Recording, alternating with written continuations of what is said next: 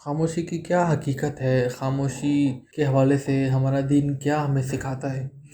اگر ہم حضور صلی اللہ علیہ وآلہ وسلم کی ذات پاک کو دیکھیں، جن کا دین آج پوری دنیا میں پھیلا ہوا ہے، اس شخصیت کے حوالے سے جب صحابہ کرام کلام کرتے ہیں تو فرماتے ہیں کہ ہم نے سرکار کو طویل خاموشی والا پایا۔ مطلب سرکار بلا ضرورت کلام نہیں فرماتے تھے، اس کے علاوہ جو ضرورت کی بات ہوتی وہ کرتے، اس کے علاوہ خاموش رہتے۔ وہ شخص جس کو پوری دنیا میں دین اسلام پھیلانا ہے، اس کا یہ مزاج ہے، اور خاموشی کو ہمارے اسلام نے اتنا پسند فرمایا کہ بلا ضرورت کلام نہیں کرنا چاہیے، ورنہ وہ بھی ہمارے نامہ اعمال میں کاؤنٹ ہوتا ہے۔ آئیے اس حوالے سے چند قول نقل کرتے ہیں۔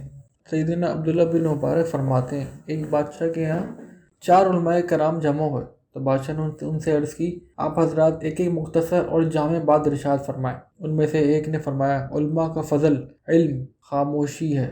دوسرے نے کہا، آدمی کے لیے سب سے بڑھ کر نفع مند بات یہ ہے کہ وہ اپنی حیثیت اور عقل کی انتہا گہرائی کو جان لے اور اس کے مطابق گفتگو کرے۔ تیسرے نے کہا، سب سے بڑھ کر محتاط وہ شخص ہے جو نہ تو موجودہ نعمت پر مطمئن ہو، نہ اس پر بھروسہ کرے اور اس کے لیے کوئی تکلیف بھی نہ اٹھائے۔ چوتھے نے فرمایا، تقدیر پر راضی رہنے اور قناعت اختیار کرنے سے بڑھ کر کوئی شے بدن کے لیے آرام دہ نہیں۔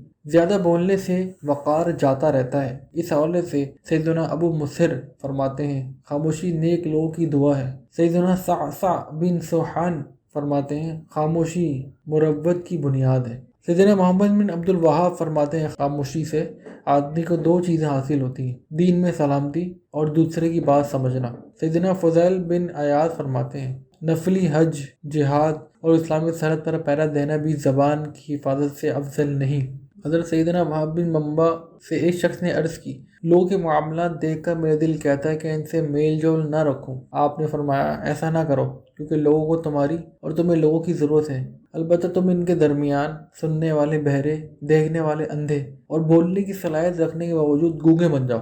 سیدنا وہب بن ورد فرماتے ہیں، آدمی جب خاموش رہتا ہے تو اس کی پوری عقل مکمل طور پر حاضر رہتی ہے۔ امیر المومنین سیدنا عمر بن عبدالعزیز فرماتے ہیں، جو اپنی گفتگو کو بھی اپنا عمل شمار کرتا ہے وہ کم بولتا ہے۔